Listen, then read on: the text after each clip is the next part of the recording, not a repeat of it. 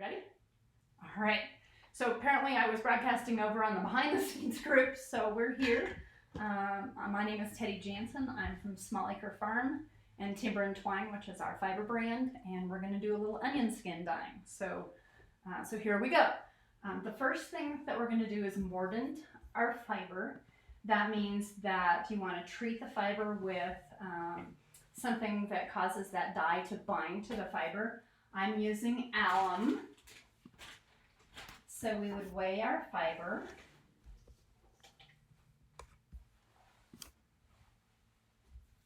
Hello, good morning from California. Good morning. We're here in sunny Colorado, northern Colorado, about an hour north of the Wyoming border. So we have 60 south, sorry. Wow. South of the Wyoming border. So we have 66 grams of fiber. I'm going to weigh out my alum at 15% weight of fiber, or WAFA. You hear dyers use that term.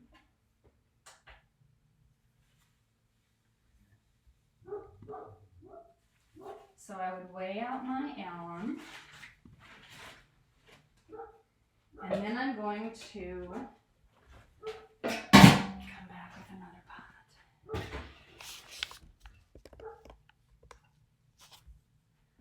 I'm going to disperse that in just a little bit of hot water.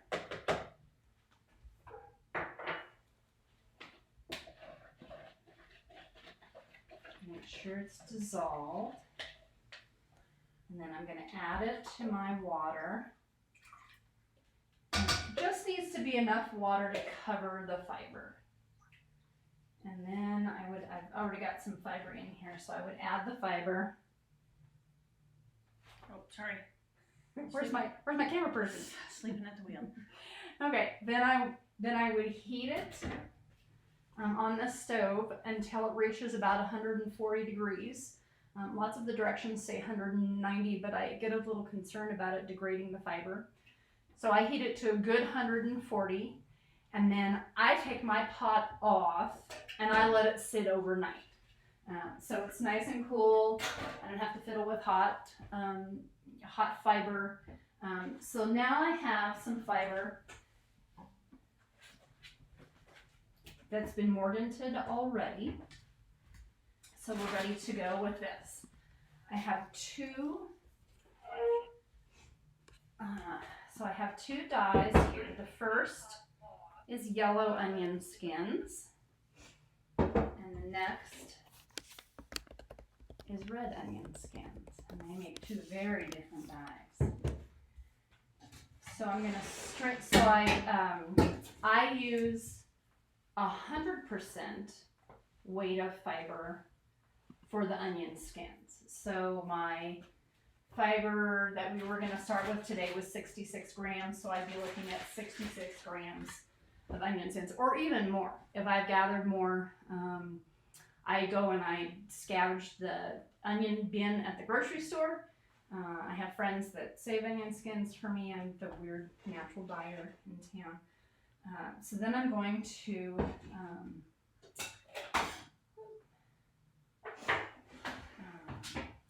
strain these off. I'm going to start. Let's see. I just need a bucket. Where'd my bucket go? Aha.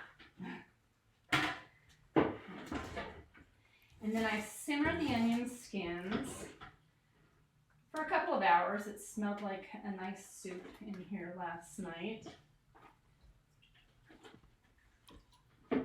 We have good mornings from Pittsburgh and Arlington, Washington. Good morning, Pittsburgh and Arlington. Welcome.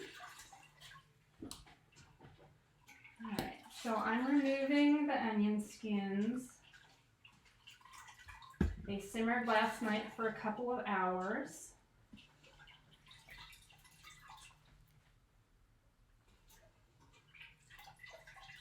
Can you grab me a towel?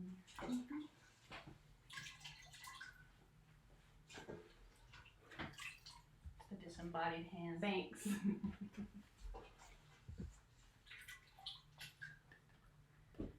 All right, And I just realized I set a poor example, but when you're measuring that alum, you need to wear a mask. And I usually do wear a mask. I'm a little nervous today. All right, so we're going to put those aside for the compost. And we're going to strain the rest of our dye into the pot.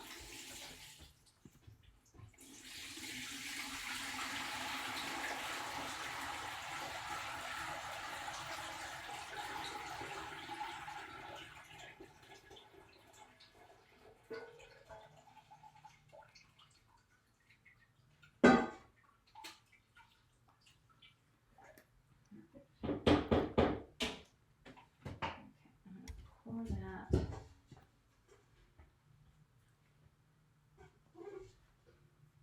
I'm going to pour that back in here. Give you kind of a look at the color.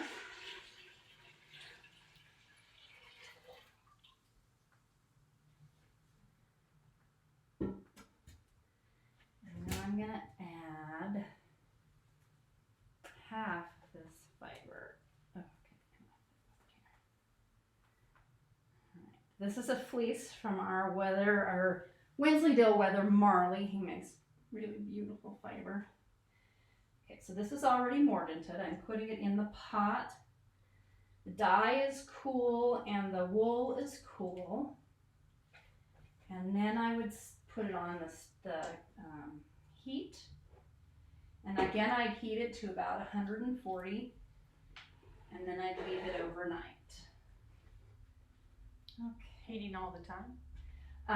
No, sorry, good question. So we're going to heat it up to 140. Then I'm going to take it off the heat source and I'm just going to leave my pot overnight. I'm kind of a slow dyer, so I like to leave, sometimes I'll leave them a day or two or a week, depending upon the color that I want and the dye stuffs that I'm using. All right, we're going to strain.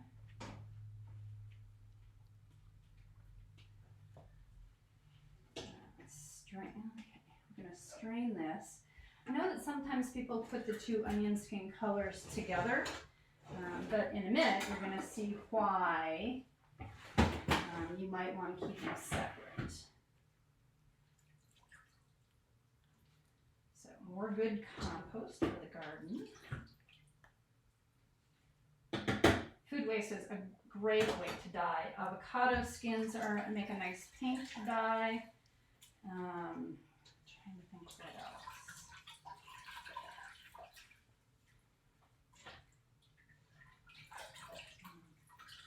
I have a great dye teacher, a wonderful friend, and I'm often texting her and saying, can I dye with this? Or texting her a picture of a plant that I've got in my driveway. Can I dye with this? And she says, just throw it in the pot and give it a try. So, is this a stainless pot?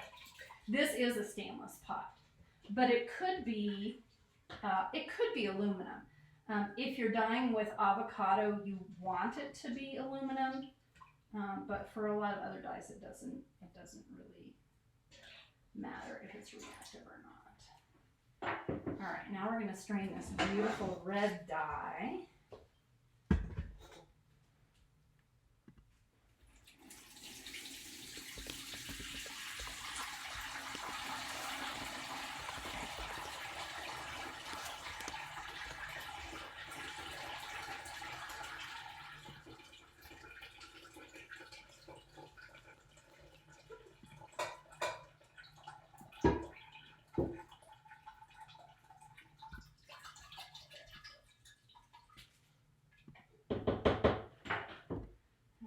Then we're going to pour it back in the little pot.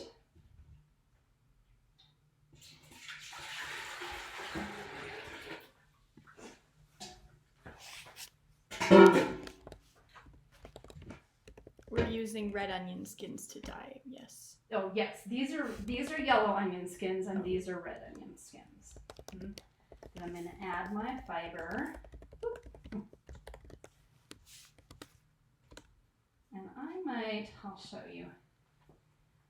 I might put a little more water in there. I know sometimes it seems counterintuitive to add more water, that you would water down the dye, but it's specific to that's why we weighed. So there's a specific amount of dye stuffs in there for the fiber I'm putting in it, regardless of how much water's in the pot. And I often have to remind myself of that so that I can add more. All right, so we've got those going here. It probably takes my little heat pot, my little heater, about maybe a half an hour. I like to kind of raise the temperature slowly. If I have a nice warm day, I might set those pots outside so I get a little solar to hold the heat in. And then I would bring them in at night, so they don't get icky overnight. Then, Are you using a mordant?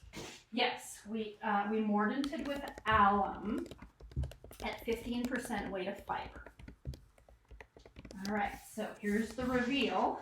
I cooked these last night and left them overnight.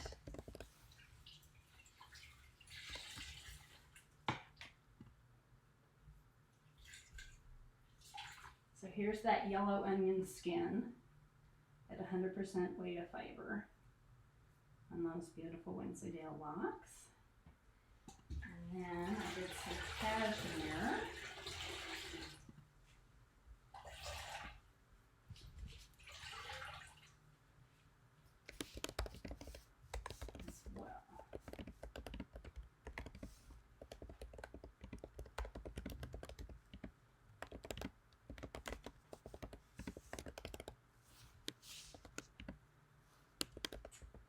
So then I would take this into my craft sink and I would rinse it until the water ran clear. And then I would set it out in the sun to dry and I would be ready to use it. This is going to make some great baths for the sale. All right, so that's our we expected that, right? We expected yellow or beautiful gold. All right, so here are red onion skins.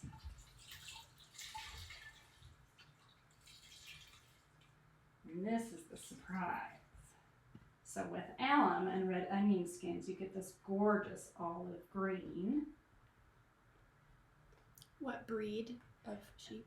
This is our Wensleydale wether. His name is Marley. He has the deepest baa on the farm, so I always know where he is. He sounds like he's been smoking too many cigars, but he's a good boy. He's the old man on our farm. All right, let's see what we got here. Is that cashmere? This is cashmere. Yep. Cashmere is fuzzy to work with. Again.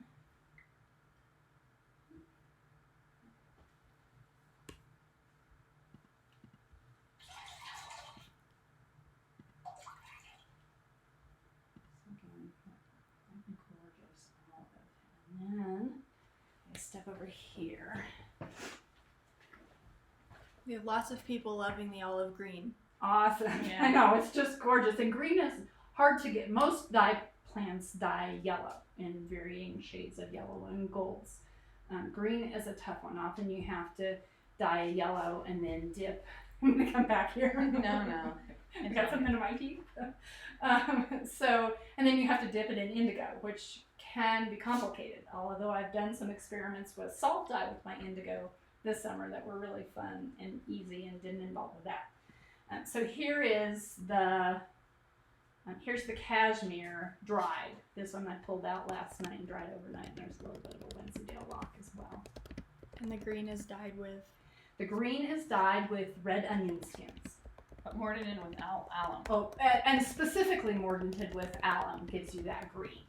If you mordanted with something else, you would get a different color, browns often, or kind of a brownish yellow. So let's see. So we covered mordanting. We covered the dye stuffs. Other questions, Sydney, that are popping up? If I can get green without indigo, I'm all over this, Laurel says. I know, me too. This was such an eye-opener for me, and I was so excited about that. And nobody told me. You know, I'm sure lots of dyers knew, but I had some red Indian skins. I threw it in the pot and I thought, I broke something. But with the alum, here it is. And it's beautiful, and it's fairly light fast and color fast as well. You've got green and gold CSU colors. I do. That's so exciting. Our daughter is headed to Colorado State University, so I guess I've dyed up the school colors this. You can make me a CSU scarf. I'll make you a scarf. All right. Well, I thank you guys so much for being here. We'll do some more of this as we go, and if you've got more questions, just leave them in the comments, and I'll get to them for you. Guys, have a great day.